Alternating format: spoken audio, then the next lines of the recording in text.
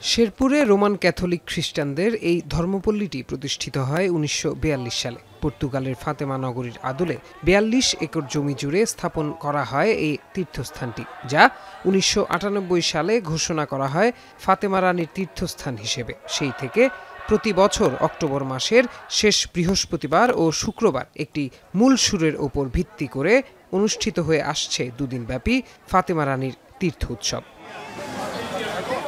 প্রতি বছরের মতো এবছরও দুদিনের তীর্থ উৎসবে যোগ দিতে ধর্মপল্লীতে এসেছেন বিভিন্ন বয়সী খ্রিস্টভক্তরা।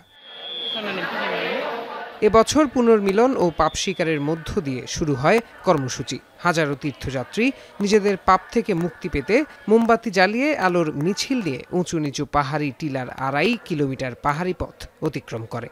আমরা প্রতি বছরই এখানে আসি, আমাদের পরিবারের লোকজন সবাই মিলে মামার কাছে প্রার্থনা করতে।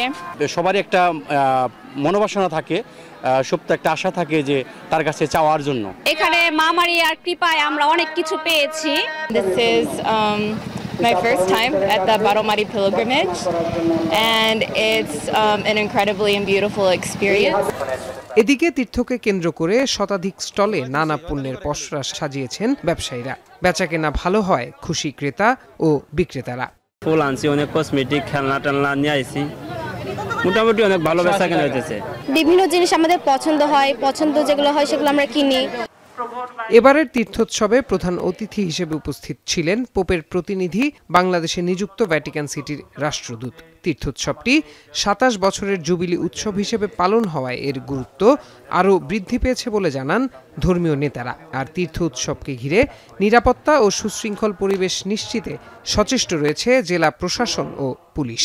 হিংসা, প্রতিহিংসা, স্বার্থপর বা মন্দতা এই কাজে জড়িত এই তাদের মন পরিবর্তনের জন্য, প্রার্থনা করার জন্য আমাদের কুমারী মারিয়া ৩ ছেলে মেয়েকে বলেছিলেন যেন এইখানে গির্জাঘর নির্মাণ করা হয়, প্রার্থনা করা হয়, মানুষ যেন মন পরিবর্তন করে। আমাদের স্থানীয় এই ঝিনাইগাতি সংস্কৃতির একটা অংশ হয়ে গেছে।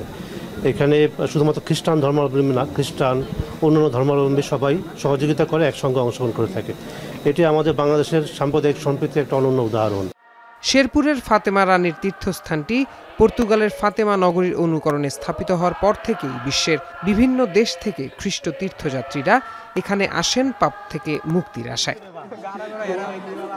এখন শেরপুর।